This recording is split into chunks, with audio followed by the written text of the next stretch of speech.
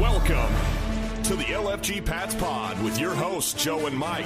Let's go! All right.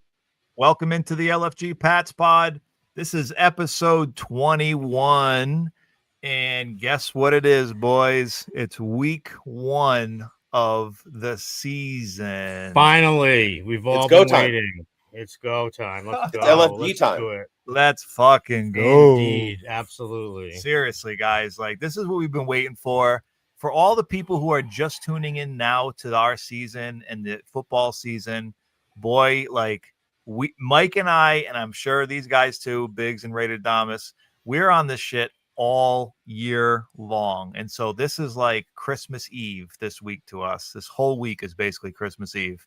So we got some great guests tonight. Mike and I are going to try to get rival podcasts on and rival teams, fans and podcasts and all kinds of people on a week-to-week basis. On a week-to-week basis, we feel it adds a ton of value to the show. And I want to hear what Raider Nation's thinking about. I know Raider Nation wants to hear what Pats Nation is thinking about. So I think this is a great opportunity to bring something fresh to the podcast scene that I don't usually see that much. So thank you guys. Bigz, also known as Whomst Humongous, and Raiderdamus, who has actually Humongous. Humongous. Okay, I got you. I like it. Whomst among us. So thank you guys for joining. How you guys feeling today? I'm feeling great. I am just looking forward to football being back. It's like I've been wandering through the desert of no football, and suddenly an oasis appears to me. It's in the form of Cowboys versus Eagles tomorrow night, the first NFL game of the season. It's going to be fantastic because that means not too long from that, we're going to see some Raider football on the horizon. Absolutely. Yeah, I'm excited about starting the season off with a road win. That's going to be amazing for us. So. I knew you were a comedian. I knew you'd be funny.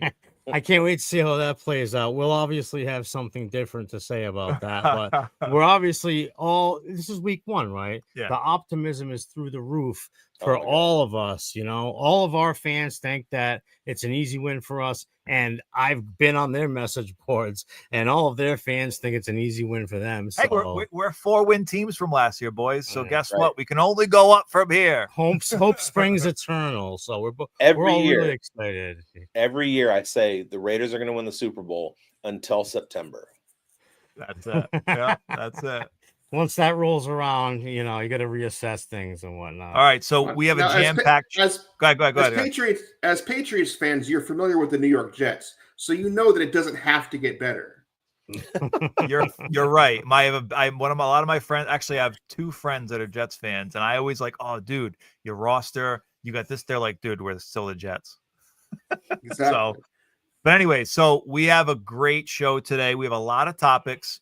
A few little housekeeping things with some stuff that's going on with the team, and we're not going to hit on them too long. A special topic that's near and dear to us and Bigz, which we'll get into. But before we get into that, we have to talk about our sponsors. So Rogue Island Kitchen and Bar. If Bigz and Raiderdamus, if you're in the Rhode Island area at any point, you guys have to meet us there for some beers. There's amazing food. I always rave about the brisket poutine. They have like 50 something beers on tap. You name it, like chicken sandwiches, chicken and waffles. They do a great brunch. My buddy Ryan owns a place. If you're ever in the place, say LFG Pats Pod sent you. I'm sure Ryan will send you out a good treat or something nice, maybe a beer. Who knows? It's like upscale, low country, and southern cuisine. Yeah, all wrapped into one. And it's all hyper locally sourced too. It's all from like local farms. Like I'm telling you, it's all high quality stuff. Yeah. Shrimp and grits and roast beef sandwiches, everything. And stuff like He's that. always doing something new. He's like the mad scientist.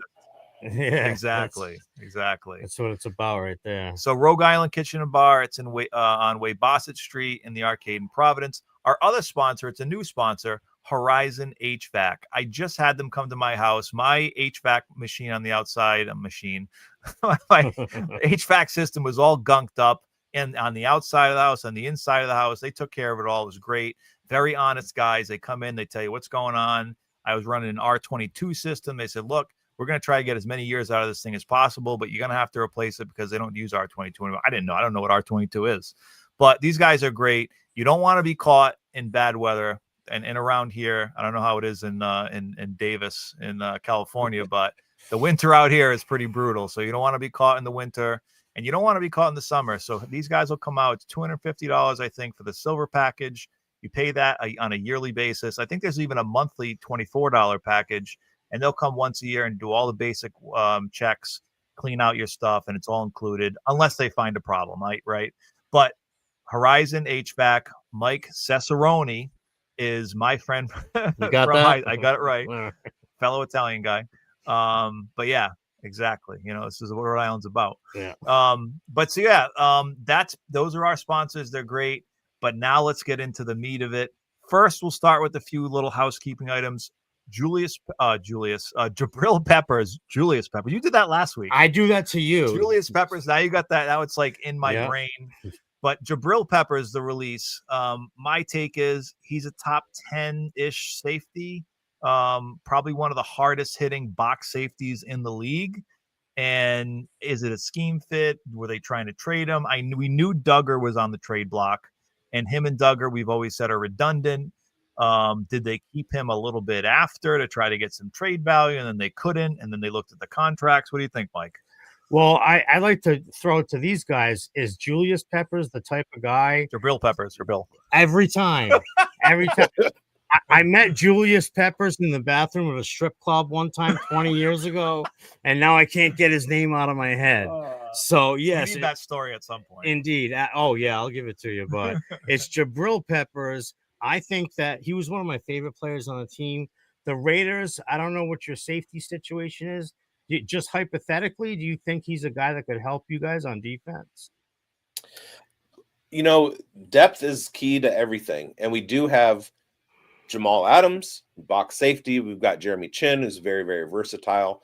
But we're looking at starting at safety, Isaiah Polamau, who's an undrafted free agent, relative of Troy Polamalu, and Chris Smith, who we dive deep, and we don't know a whole lot about Chris Smith.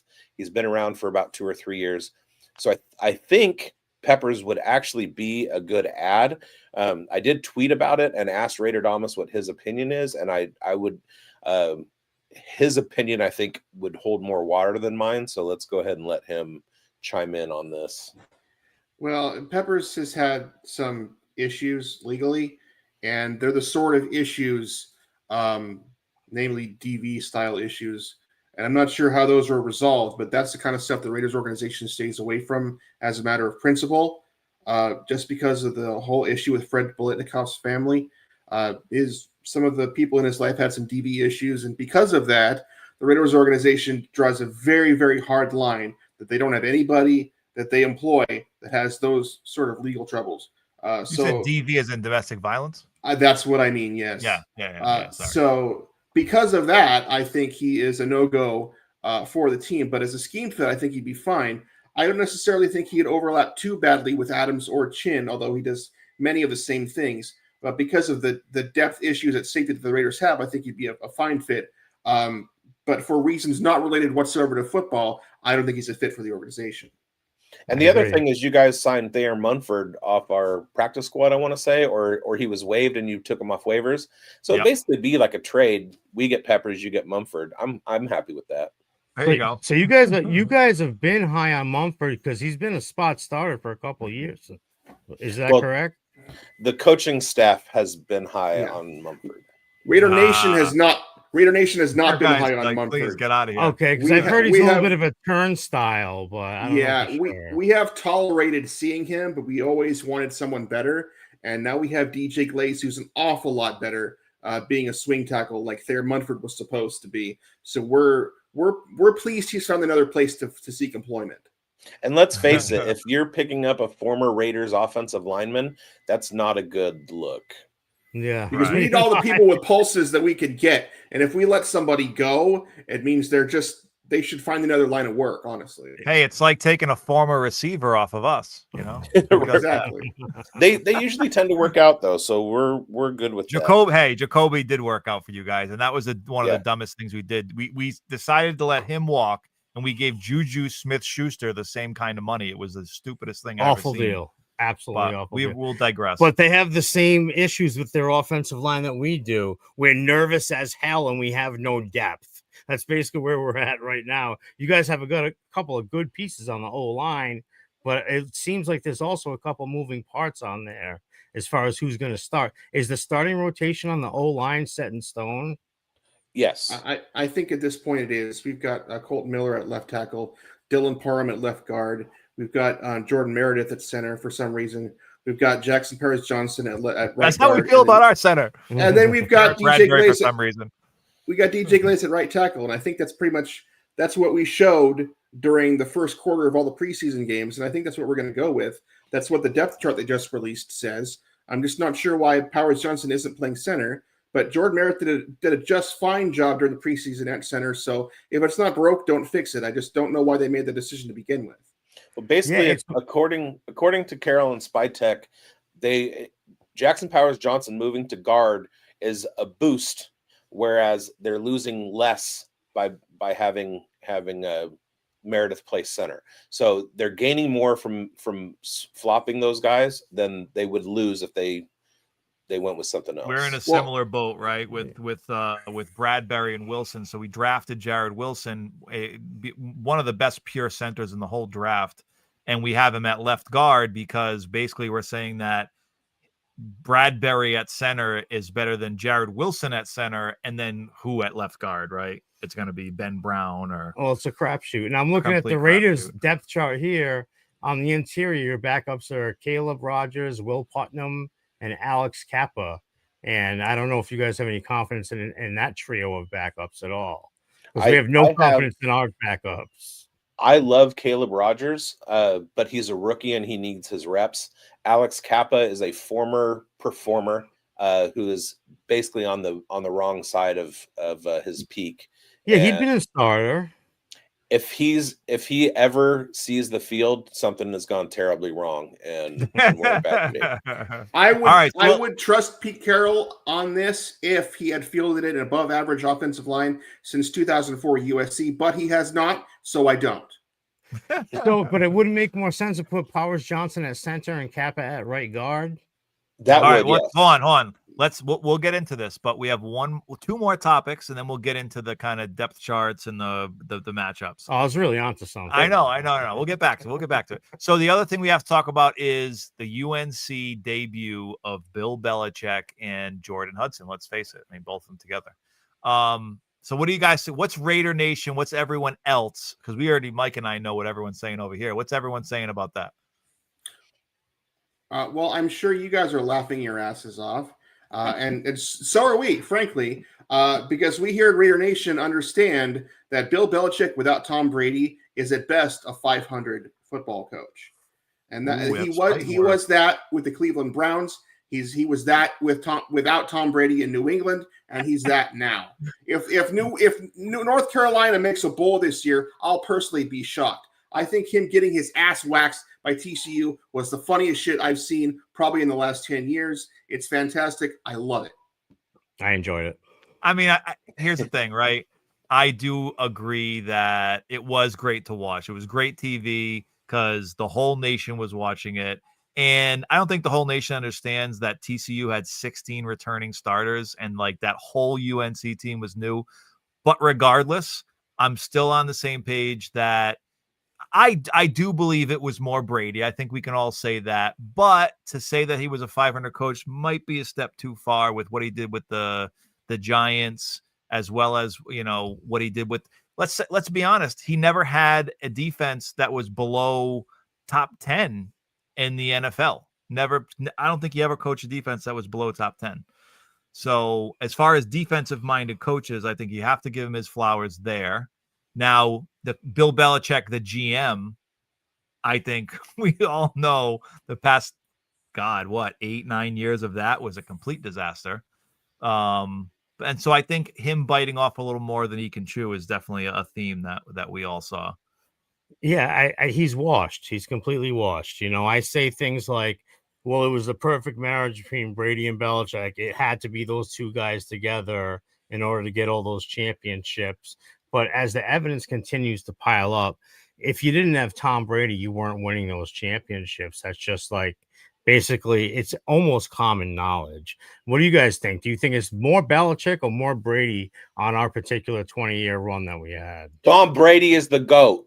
I think I think what happened was we needed to be able to see them separated, and what has resulted from their separation was Tom Brady winning a Super Bowl, Bill Belichick sinking the Patriots, and then going to North Carolina.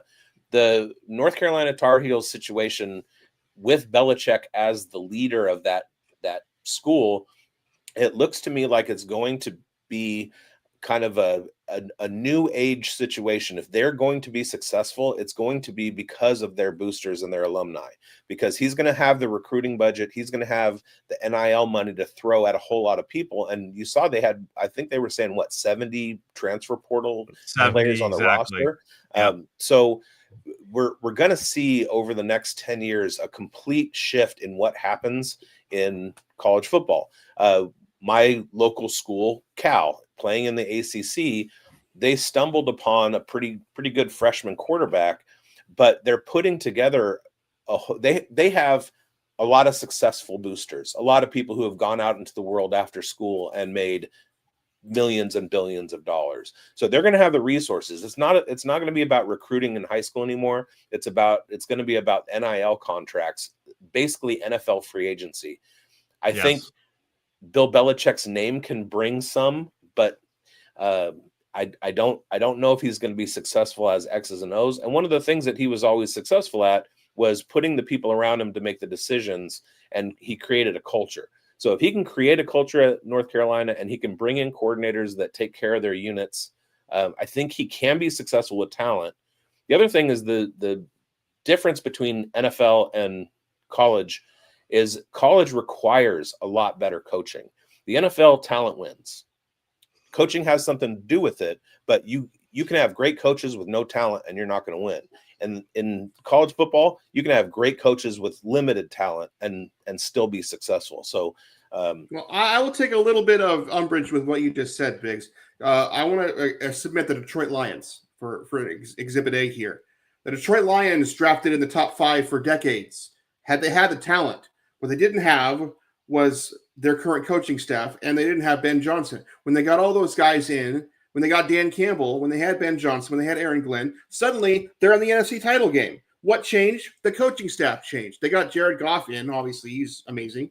You know, when you have that mesh of offensive coordinator, head coach, and quarterback, and when you have the talent and the coaching come together, then you have success. I mean, you can have the talent and be god awful, like say the Dream Team Eagles. They had all the talent in the world, had some of the best players of all time, but they didn't have the coaching staff to take advantage of it. I think you need both.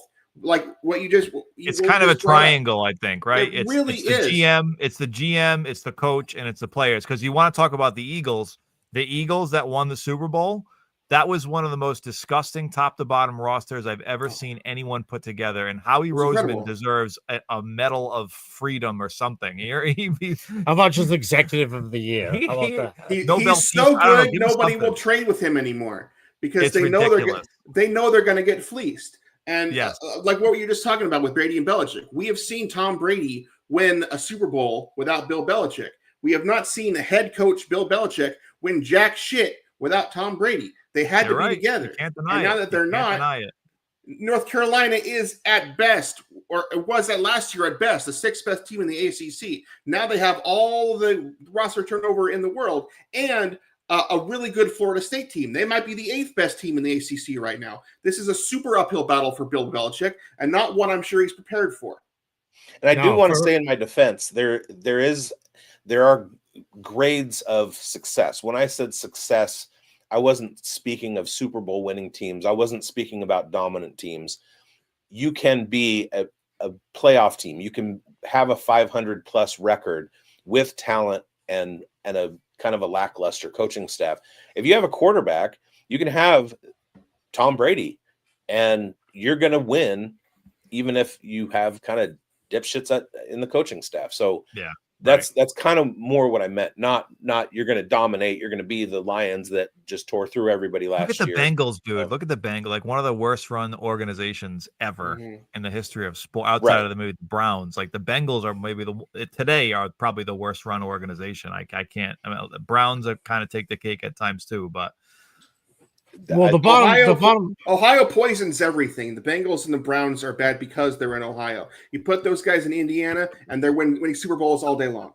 Yeah, I love it. The bottom line with Belichick, though, is that those of us that watched the tail end with his tenure with the Patriots very closely, knew that he lost his fastball in all areas, in coaching, in front office, and everything in between. So we saw this demise coming. Some of us did. Some of us were still in denial. And Bill We Trust was the thing that everyone would say, and it's like that lost its luster in the past, the last 6-7 years. Really, the way he treated Brady, the way that he drafted, and a lot of arrogance, the things that he did, that like the biggest thing that he did to just put the nail in the coffin had very much to do with your franchise as well. When it came to McDaniels leaving us to go be your head coach, and that was an absolute unmitigated train wreck for all parties, every single party. It ruined you guys, it ruined us, it ruined everybody.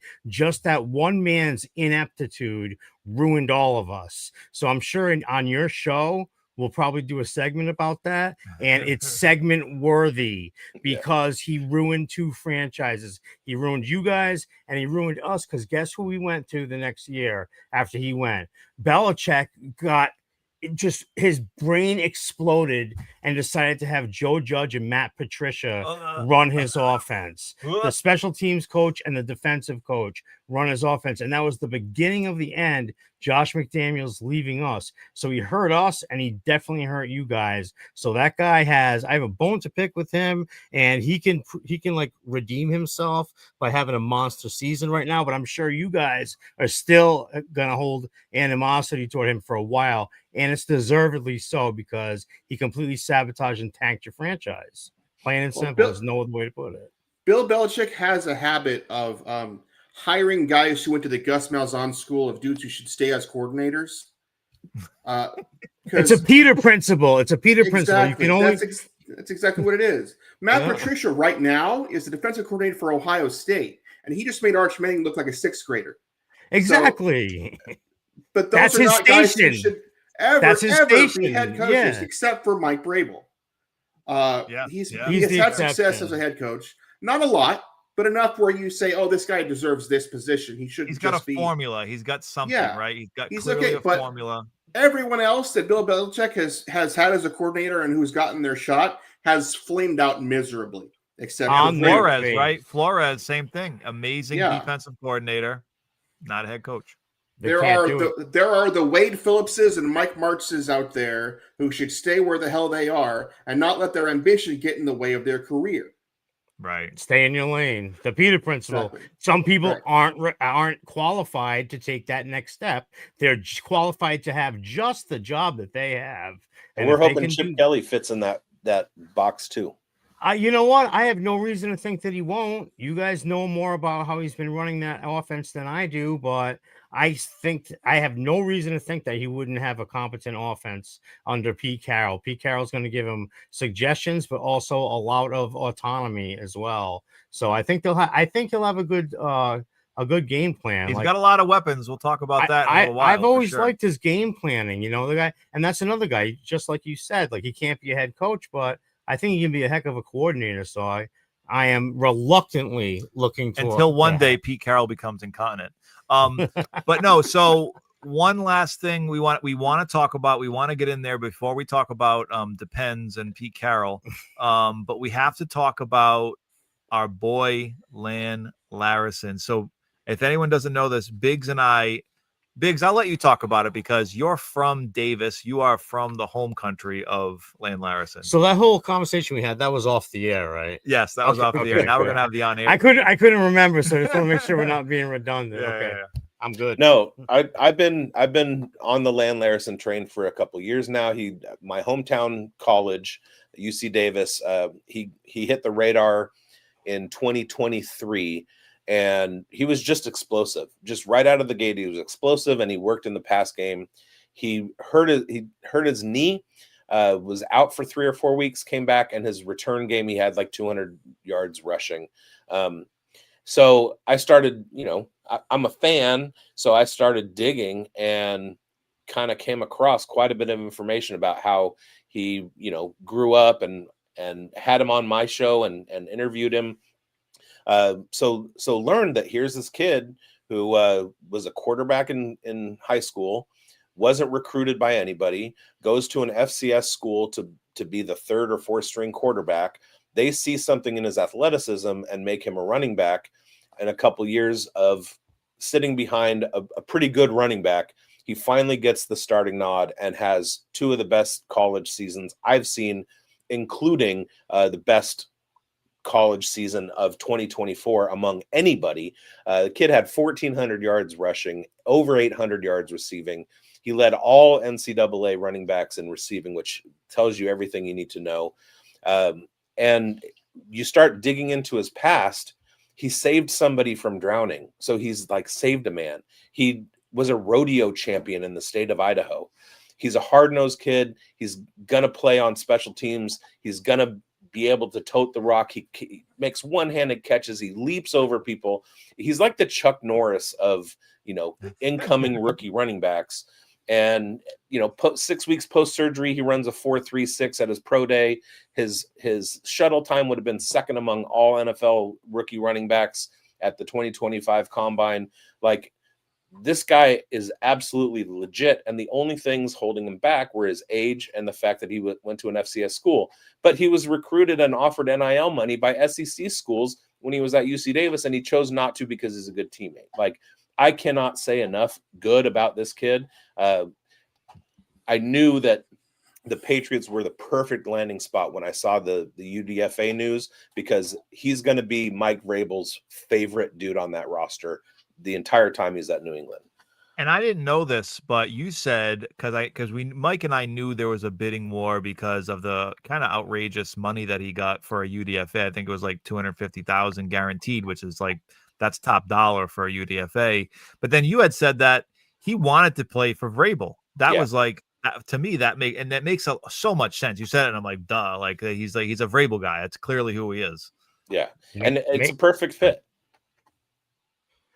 If only he stayed healthy. Yeah. Well, he broke his foot, but after that, trucked a linebacker into the end zone. And you saw what he did. I want to say it was the play that he broke his foot. There was a safety coming down into the box, and he absolutely obliterated that guy too. So those are like 2 huge hits that, you need like 99 trucking on Madden to be able to pull that stuff off. And then also he's fast and he can catch. Like, I mean, you give this guy 4 or 5 years as a runway, and he's going to be a star in the NFL. I agree. I look at him and I look at Trevion Henderson and I say, man, what a 1-2 punch that would have been. Yeah. Like if you wanted to combine Christian McCaffrey and Austin Eckler, like that's what you're looking at. Yeah. Wow. Oh, for sure. That's lofty. I agree. I'm with you. Were you going to say something later? Yeah, my only fear about Land Larison has nothing to do with his ability. It's that he might become the Patriots version of Sincere McCormick. And Bigz, you know what I'm talking about there. Yeah. Just that he gets hurt and just, it never works out for him, Yeah. Despite the fact that we in the nation know how good Sincere McCormick is, he just kind of got edged out, and now he's with the Niners, and they're going to, hopefully use him to the best of his ability. But, we developed him and he's playing for someone else now. So hopefully that doesn't happen to Land. Hopefully he plays, 15 years for the Patriots and wins a lot of games. So unless he becomes a Raider. Well, that's true. I'll still cheer for him. I don't care. I'm at the point now where I'm like a diehard of Land Larison. It happens. It happens to so many guys. You get a chance, you get hurt, they decide to move on. You wash out there and you go somewhere else and carve a roll little by little. You carve a roll. So that's exactly what he's talking about there. And Land could definitely do that too. But I'm still holding on hope personally that they settle with an injury settlement and negotiate where he can come back somewhere. He's still under contract. He's under contract. They didn't waive him. They're not. I mean, they would have to waive him with an injury settlement. but then there would be a certain amount of time that he'd have to wait before he could re-sign with the team. Just a pipe dream, hoping it happens towards the end of the season. But Well, he they haven't actually waived him yet. They haven't. the only thing is, like, sometimes he's a phantom injuries, but this guy really did break his foot. Yeah, so yeah. especially Well, we don't know if we don't. Well, know look, what he did. he talks to his dad, and he knows enough that the guy broke his He foot. hurt his foot. We don't know if it was his foot, his ankle.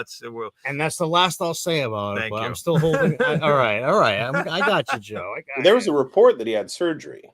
Yeah, he Yes. had surgery. Yeah, that's out there in the public, so that is out there. And he had to wait here for like 3 days before the swelling went down to have the surgery. So it was an actual surgery. But yeah, hey, a guy can dream. Of course. But so we spent 30 minutes on a lot of the housekeeping stuff, a lot of great conversation. But now let's get into the matchup. And I think one of the interesting areas that Mike and I are actually concerned with, that I think you guys would be a little excited about, is Ashton Jeanty. I mean, let's talk about it.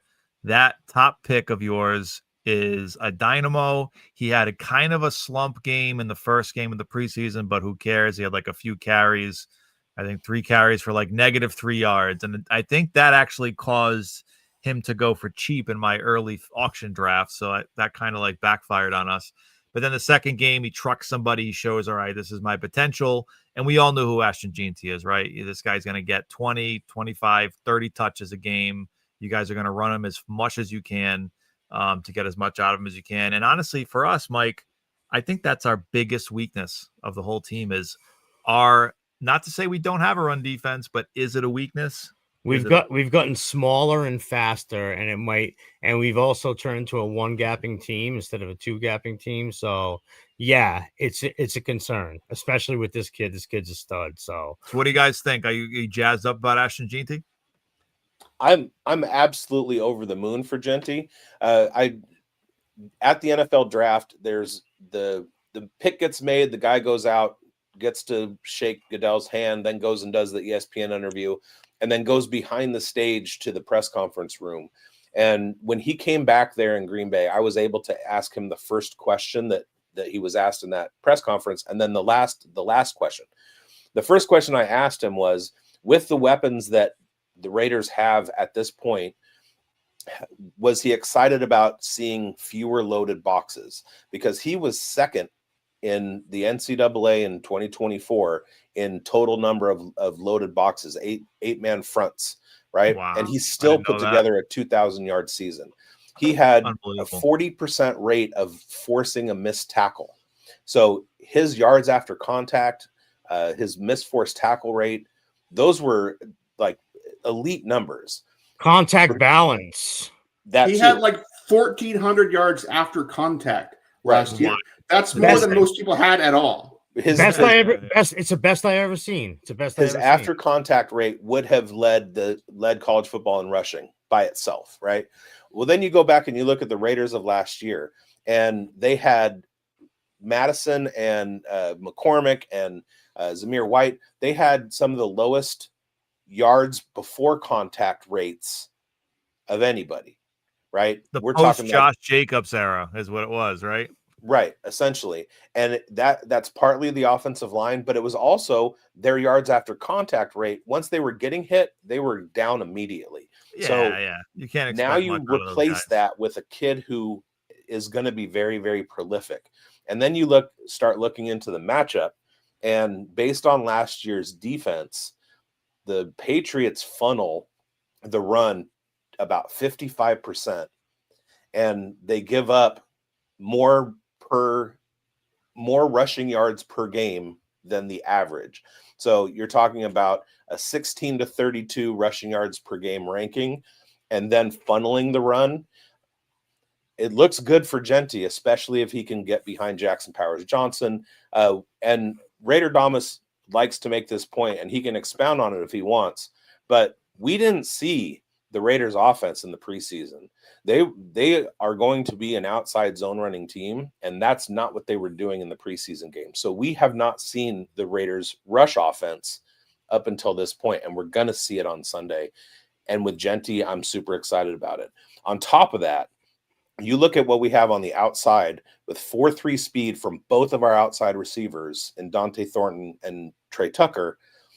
You guys are going to have to be playing way back. It's going to completely open up both the middle and the receiving game, and also a lot of space for Genty to run, because you have to account for all of the weapons that are on the field. So we've been talking all off season about the fact that this could be a team that scores 41 points every week and gives up 43 points. So I think we might have a situation like that in Foxborough, and I'm excited. Yeah, it's going to be, he's going to be a huge test for us. Like I said, the best contact balance I have ever, the only second to Barry Sanders, and I'm only making the comparison based on size because they have the same type of size, but Barry Sanders' contact balance was ridiculous. And this guy does the same thing. He wraps up and just bounces off people and keeps on going. And I feel like if we over pursue on him with a straight 4-man rush, he can make us pay. He's going to pick the right hole, and then we have small linebackers. It's going to be tough to take him down on the second level. Yes, I have very much trepidation about that, but by the same token, like he said, we haven't seen that offense. What he saw in the preseason is not what they're going to be running.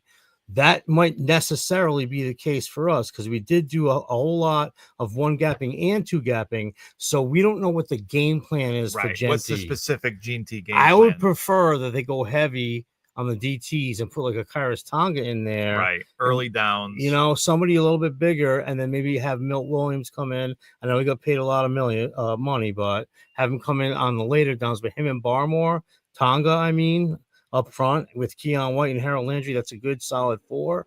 So if you have those guys hold the line for the linebackers to make the play, I think that they'll be in good shape. I just have no clue how they're going to play if that's and this is what it is, right? In the preseason, they play everything close to the vest. They're not going to shoot. You actually learn more. We talk about this in the podcast all the time. You learn more in the joint practices than you do in the preseason. Because in the preseason, they keep everything very vanilla. In the joint practices, I think they're trying situational stuff, first down, third and long, whatever, right? You see a little more of what they're kind of trying to do against certain packages.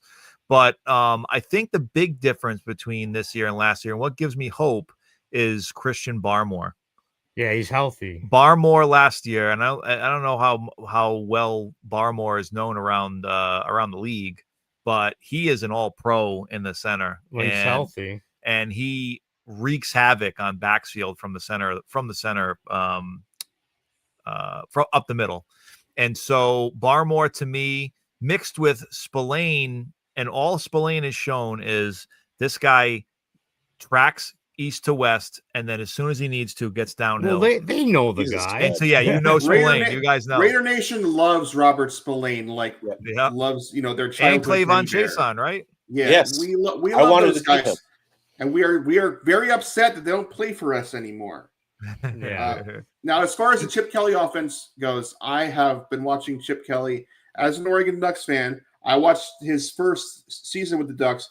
First thing he did as the coach of the Oregon Ducks when Mike Bellotti retired, he takes over this unknown offensive coordinator out of New Hampshire University up in your guys' neck of the woods. He comes, the first thing they do when he's the head coach is they go to the Big House and face a Michigan team, which is coming off a loss to Appalachian State at home, which is like the worst upset in the history of college football. This is a Michigan team who should have been chomping at the bit to get a big win on national television. Chip Kelly's Ducks team shreds the hell out of them, beats them by like 20 points in Michigan. And they go on, and honestly, they should have won the national title that year, but their quarterback blew out his knee in Arizona, and they kind of fell off the face of the planet. But Chip Kelly, his offense is predicated on the outside zone run. He runs it constantly. It's the basis of the entire offense. Do you know how many times the Raiders ran outside zone in this preseason? Not once. 0 times. 0 times did they run an outside zone run play that I personally saw, and I watched all the games. So Chip Kelly not only is showing nothing, he's showing less than nothing because he's going to do something constantly that he hasn't done at all as the coach of the Raiders. So if you guys were to do as you say and bring up the linebackers to make plays against Ashton Genty, Chip Kelly is simply going to do play action and throw to Brock Bowers right over your head. Or he's going to throw to Trey Tucker over your head, or on the other side, Dante Thornton over your head. So you both need your linebackers to be able to cover and also to guard the run at the same time, which is not physically possible. So Chip Kelly's offense, with all the weapons that he has every defense in a virtually impossible defenseless position. And I'm really looking forward to seeing how he does this as a chess match, because there's so many things he can do. And you guys have some real capable defenders on your team, including a guy I'm a big fan of in Christian Gonzalez. So I really want to see how Mike Vrabel counters what Chip Kelly is doing. I don't know. See Christian Gonzalez. That's the question. I love Christian Gonzalez. He's not going to be there. I honestly would rather not play him, because I think we need him long term. And the hamstring issue he clearly hasn't practiced. He's been off to the side. If he hasn't practiced tomorrow full, I just don't see why you play him. It's too early. No, you're gonna see. Go ahead. If he doesn't play, I would shift the spread a 1.5 to the Raiders' favor.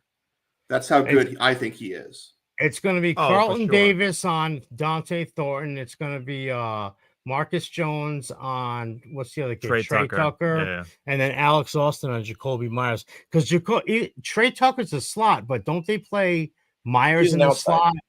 Yeah. He's a boundary receiver for us now because Myers is such a good slot receiver. Right. Oh, okay. All right. But last year when Devontae Adams moved on, they put Jacoby on the boundary, and he actually did better that way than he had been in the slot. But he has traditionally been a really good big slot receiver, and that's kind of his natural fit. And then you got the two burners on the outside. So your cornerback room without Christian Gonzalez, are they capable? Who do you have? I'm glad you asked. So this is definitely a strength of our team for sure. Okay. A lot of people don't understand or know Alex Austin, DJ James, and obviously Carlton Davis. And then Marcus Jones is more of a slot corner, but he's got a hell of a lot of speed. So that'll be interesting if they put him on Trey Tucker, given that it's a better speed matchup. He's a 4-3 guy. It's not an even matchup, and Alex Austin is not Christian Gonzalez, but he is a capable boundary corner. So we'll see. We'll just see how that manifests. That's probably one of our deepest areas. So that's why, to me, rest Christian Gonzalez. It could be a shootout. We'll see. Brock Bowers has proven to be a complete nightmare to defend, almost indefendable. He's like prime, Travis Kelce, really, when it comes down to it, and potentially better, right? That's the guy we have to look out for. We don't have anybody that can effectively cover him. So also, I want to point out, if you focus on defending tight end Brock Bowers, we also have Michael Mayer. Oh, for sure, he's our tight end too. And who are you? That you're going to put your third best linebacker on Michael Mayer? That's a mismatch. It's a mismatch pretty much to every team in the entire NFL to guard both of our tight ends. Yeah, it would be our strong safety on Brock Bowers, and it would be our probably weak side linebacker on the other tight end if it's a two tight end set. So it doesn't give us confidence at all. I think what we're all getting at here, and we haven't even brought up the Patriots offense yet, is that this 43.5, I'm smashing the over on that. Oh, man. Oh, that is low. That's wild. That's wild. Yeah, it's insane. They just basically are telling us that both of our offenses are inept. Not that our defenses are good, that our offenses are inept. Exactly. And I think we should shatter that shit. So you guys have Ashton Jeanty, and I'm not saying he's the same. I'm saying he's in the same ilk almost. Trevion Henderson, guys. I don't know if you've been now. Obviously, Mike and I have a clear vantage point to training camp, to joint practices. We've seen him in person a bunch of times. We were at the Commanders game. This guy's different, man. He is Jahmyr Gibbs 2.0. I keep saying this. You can see that at Ohio State. Yeah, 100%. You can just see it on tape. It's obvious, and I don't say that about a lot of guys. And so like Josh McDaniels in this system has never had a running back to this ilk. Obviously, you talk about James White, you talk about Shane Vereen, you talk about Dion Lewis, right? Danny Woodhead, all these guys, they're all great, gadgety. Obviously James White's more than a gadgety player. He freaking won us a Super Bowl. But they're not in the same caliber as Trevion Henderson. He is a matchup nightmare. He is going to catch a wheel route at 100% against the Raiders. Nobody can cover him. And talk about mismatch problems. The Vikings did this in the preseason game and they covered it beautifully, but they brought a safety over to do it. So now you have Trevion Henderson leaking out of the backfield running wheel routes with safety help. Well, now guess who's going to beat you? It's going to be either Kyle Williams or Stephon Diggs or Hunter Henry, or there's plenty of options this year. This isn't the Patriots of last year. The Patriots of last year didn't have anyone that could separate or catch the football. Literally the top two things you need to be able to do. Drops, tons of drops, a lot of obviously option routes where players were on the same page. These guys are locked in. So I think you guys are right. I think this that has a potential to be a major shootout. But who covers Trevion out of the backfield? Yeah, exactly. I don't think anybody. Which personally, I'm looking at, like, you guys nickel corner. Who's that? Eric Stokes. Darnay Holmes. Darnay Holmes is the nickel. I think they bring Polamalu. Well, it could be Chris Smith. It could be Jeremy Chin. Jeremy Chin would be able to limit how far off the line of scrimmage Henderson gets. But I wanted to ask you about that Patriots backfield. If you go back to 2022 when Josh McDaniels was running the Raiders, Josh Jacobs got basically 65 targets out of the backfield as their between the tackles runner. We've watched Rhamondre Stevenson lose his efficiency year over year the last 3 years. And then you have Antonio Gibson, who's a converted wide receiver to running back. What are your thoughts on the usage of Trevion Henderson? Because he's a kid who, just like Genty, if he was able to, get 350 snaps, I think you'd be fine. But with the contract situation of Gibson and Rhamondre, how are they going to deploy him? Is he going to be on the field for first and second down? Are they going to have two backs in the backfield? Like how are they planning on doing it? I got one hot take before Mike answers this. If Lan Larison made the team, I think Mondre is potentially off the team. That's what I think about Mondre, because Mondre has one of the worst yards per route runs in the entire NFL. He caught 30 balls, but did absolutely nothing with it. Antonio Gibson is just a flat out better player than Rhamondre Stevenson. And so to me, like you said, he's got a contract, and it's funny. We had a Freudian slip. We were talking to somebody, and they, instead of saying yards after contact, they said yards after contract, and it was fucking priceless. It was priceless. And I'm like, this is like the best slip ever, because after we gave him money, I mean, granted, he had a lot of personal problems. I think he had a friend die, and then this past year, his father passed away, and he's lost a lot of weight. Granted, was that diet or was that who knows? But we call him Skinny Mondre now. But who knows? I could see Rhamondre Stevenson getting a lot of the early down work. I hope he's not out there on passing downs. What do you think, Mike? Joe hates Mondre. He hates him. Like, he's done with him because he's enamored of Trevion Henderson, and a lot of us are. I am too. I drafted him in at least 2 of my leagues. Yeah. My opinion on it is as follows: Rhamondre is the bell cow until further notice, until he's either completely ineffective or he puts the ball on the friggin' grass a couple of times. So he does first that. Quarter. Okay.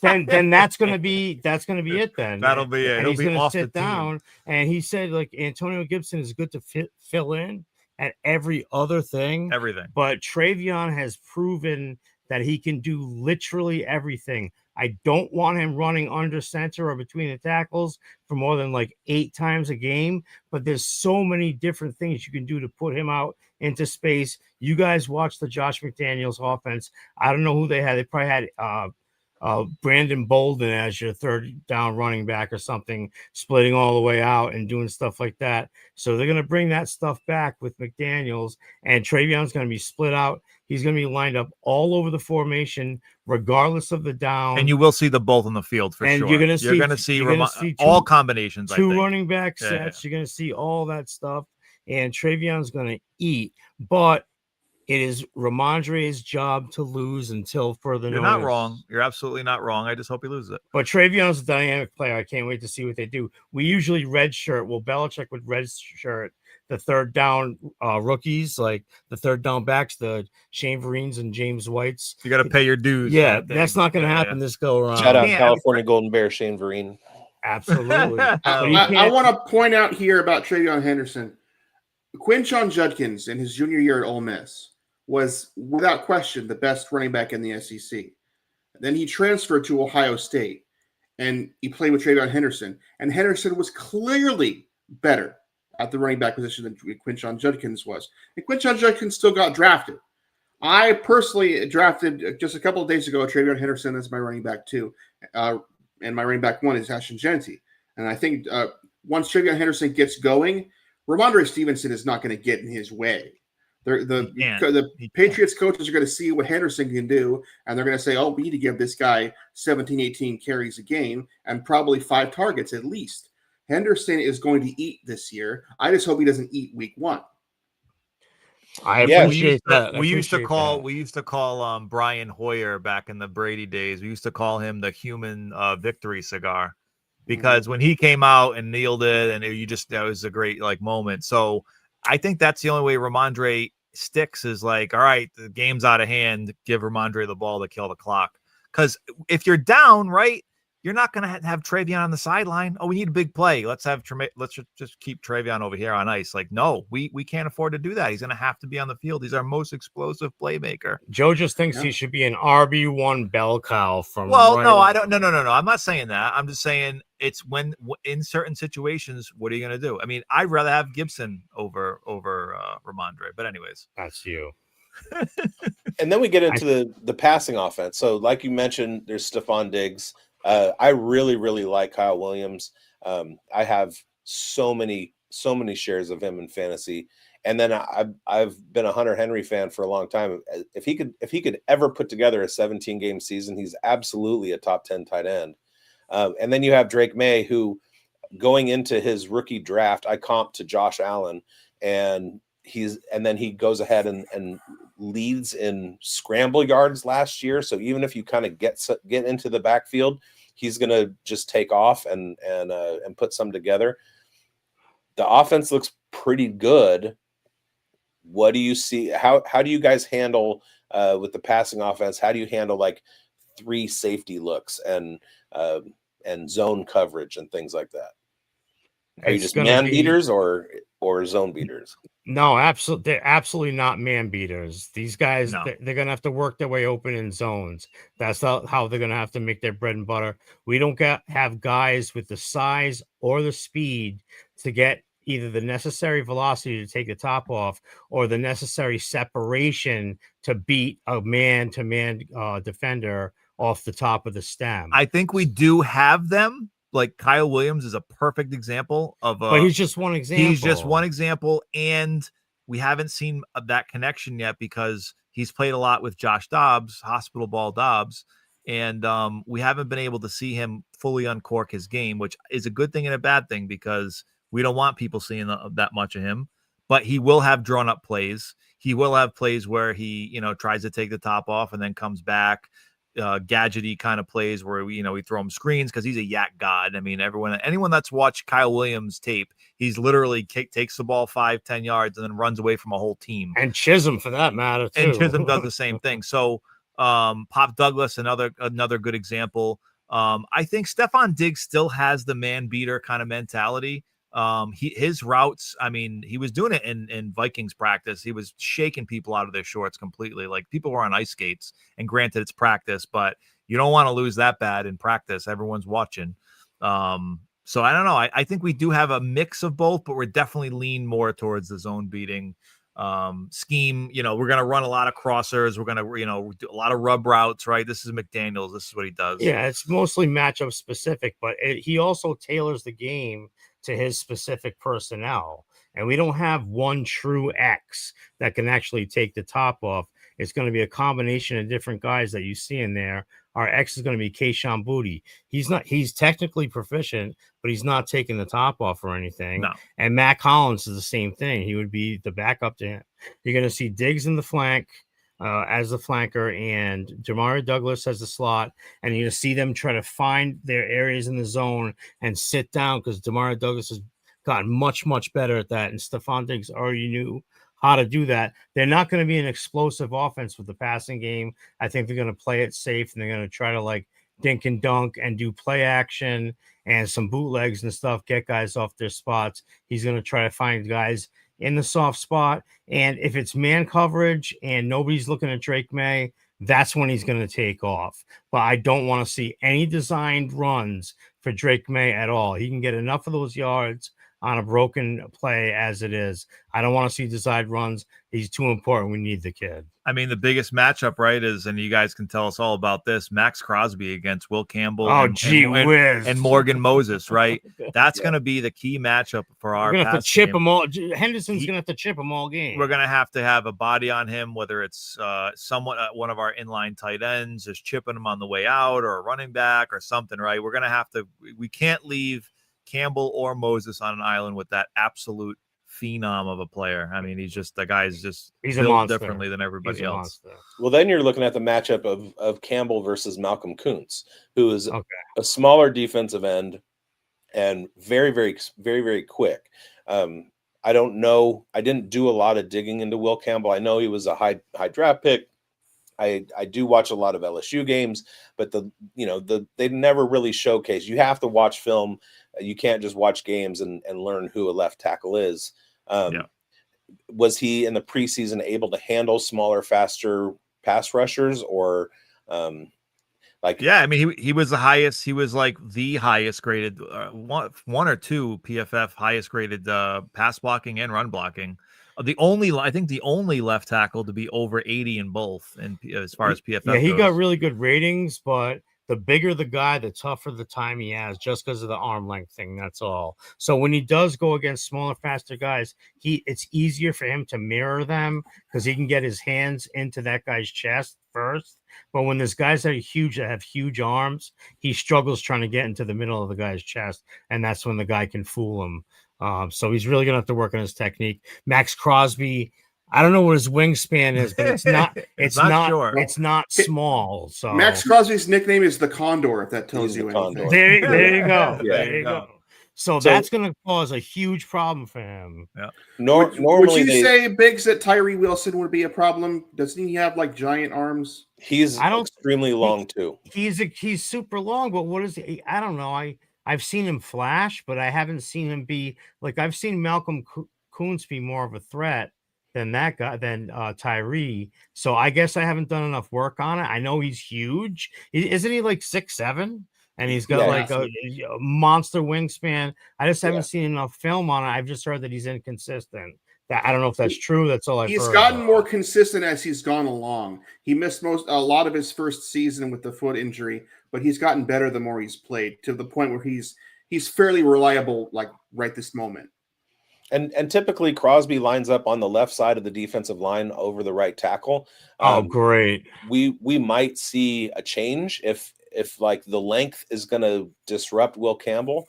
But his speed will try it all. They're going to try it all. His speed will disrupt Morgan Moses on the other side. Morgan Moses is a fossil. So Max Crosby's faster than Morgan Moses, but longer than Will Campbell. So there's no point. If I see him single teamed once, I'm going to lose my friggin' mind. It's going to be a disaster completely. And then to be fair, Max Crosby is faster and longer than just about everyone on the plane. Yeah, exactly. You got to call spades spades. We're not in we don't have delusions of grandeur here. No, we do scouting when we see. But I do think in the contrast to that, I do think your offensive line will have fits with Milton Williams. You guys are not too happy about your center.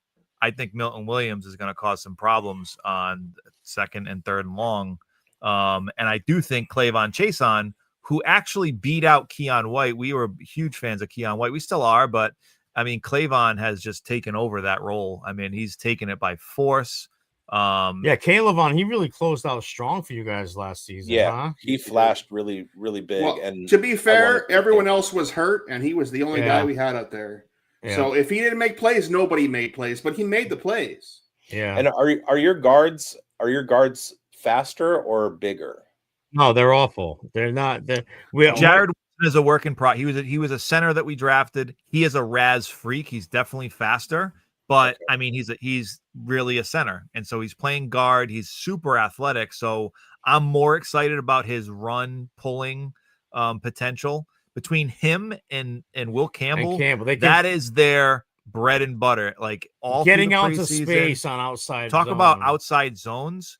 Like Will Campbell has literally driven multiple people into the ground in preseason. So I'm the most excited about outside runs with Trevion and Will Campbell and Jared Wilson. Yeah, to the left side, because we have all the rookies on the left side, but the right side, our right guard is Mike Onwenu, who we drafted out of Michigan, 5 years ago now. Yeah. He's super solid, but he's super heavy in the trunk. So he's not really a pulling guard. He's a road grader. And so is Morgan Moses, if nothing else, because of his mobility and age issues. So our whole right side of our line is road graders. The left side of our line is nimble pullers and gap duo block concept guys. So it's like night and day. It's very Jekyll and Hyde. So I can't wait to see if that's actually how they run the offense, with the outside zone here and the off tackles and counters over on the other side and whatnot. So the guards are just as average as can be.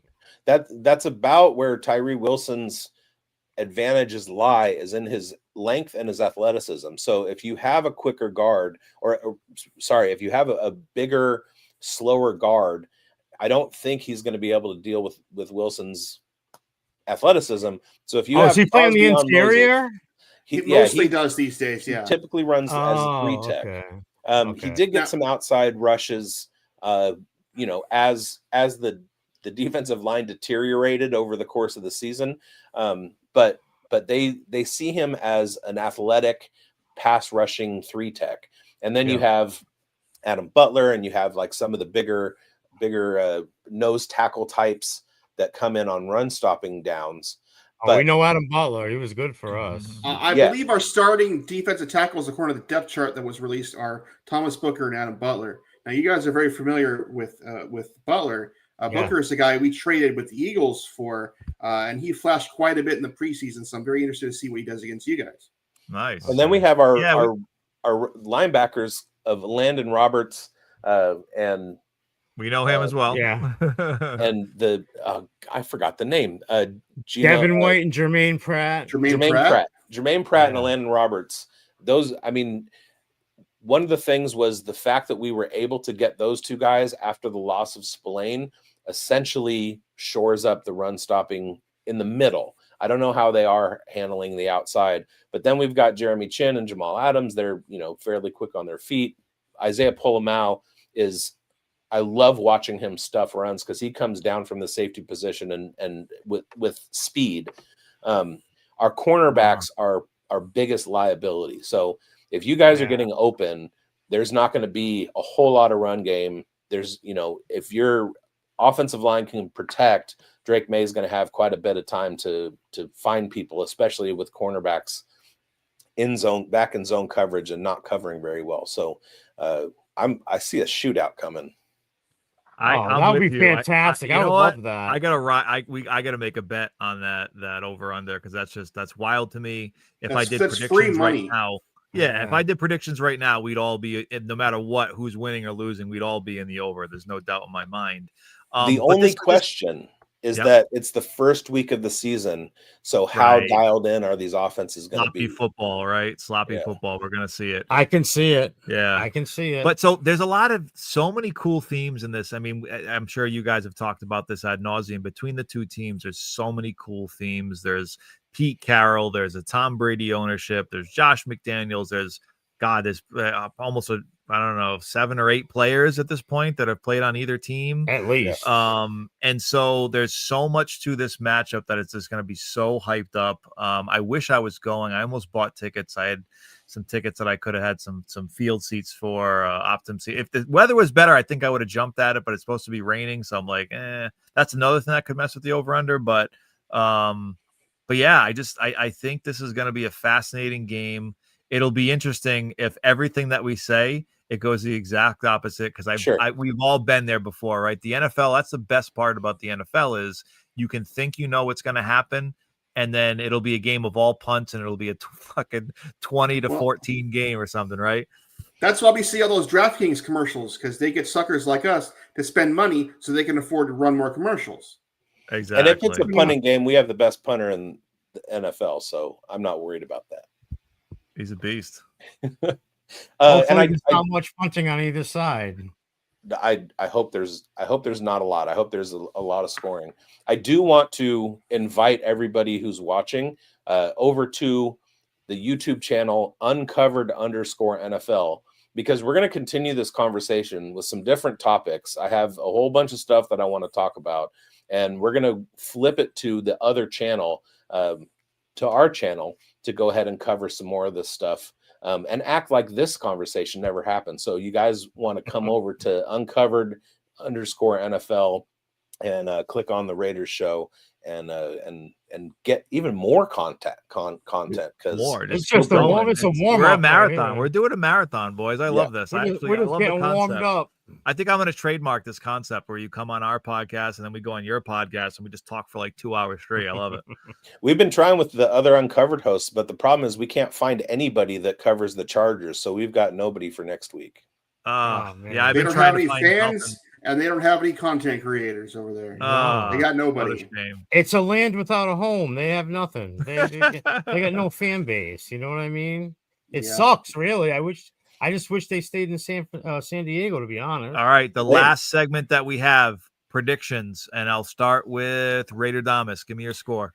Yeah, I think Geno Smith is going to feast on the New England defense, and I think Drake May, frankly, is going to feast on the Raiders defense. I have been very low on our secondary for a very long time. However, I do think the Raiders will pull this one off 30-28.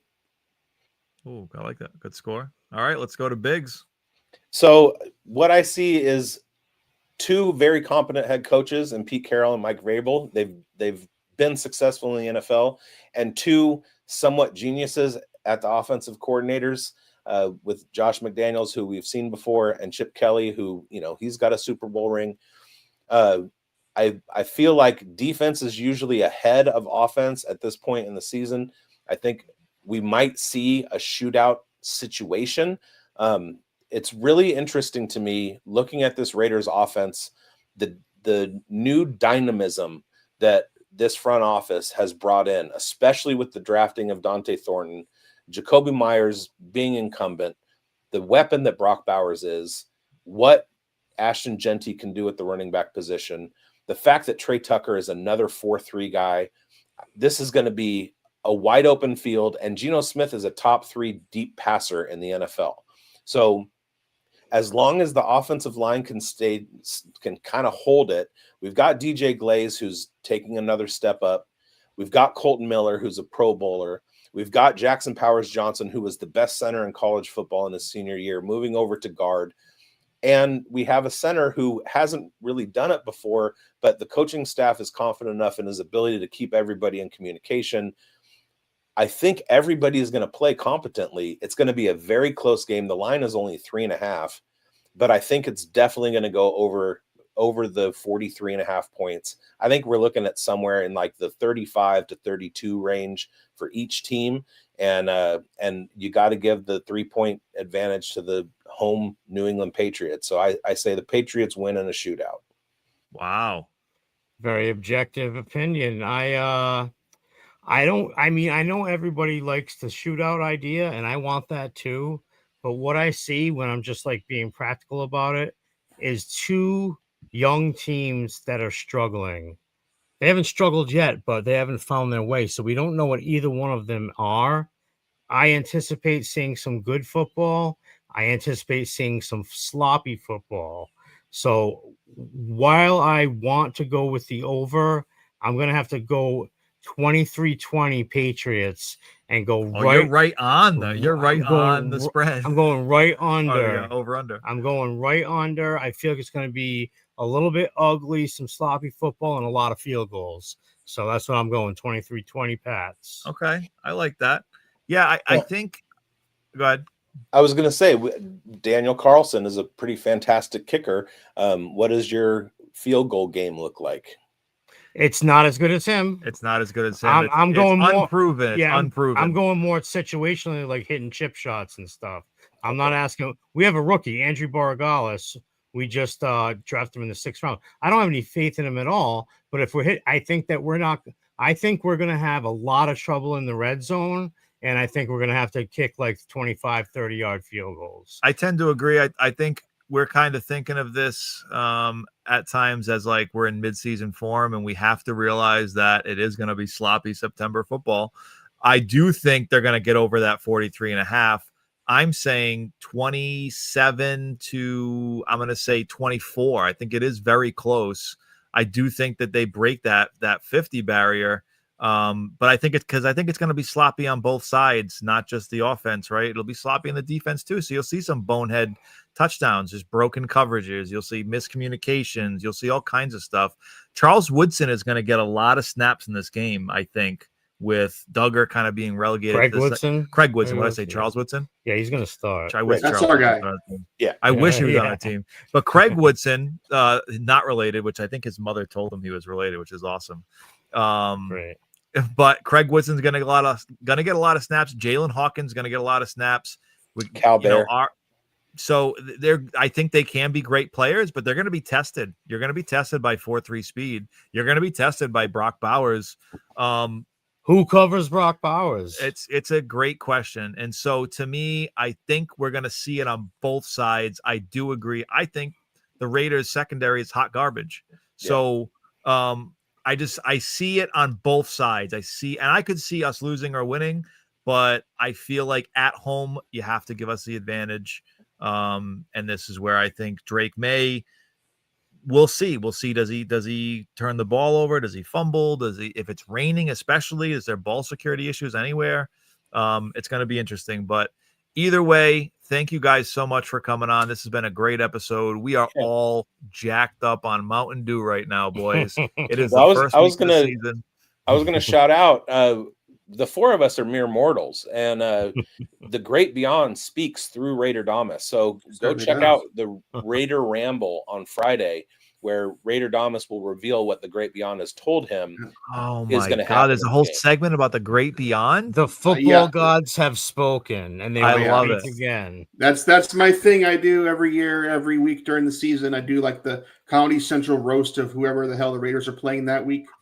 It's So some yeah, of the the funniest shit you'll read on the internet. great beyond I'm speaks in. through me, and he gives his incorporeal vision of what the game score is going to be at the end. Oh, I love it. I love every second of it. I'm totally in. I'm into shit like that. That's Heck yeah. amazing. So just follow me on Twitter. I'll post a link when it's up, and we'll all read it together. Absolutely. I'm in. All right, boys. Thank you for joining. And as always, let's fucking go. LFG baby. Uncovered _NFL. Yep. Get on there, boys. We'll be on there next.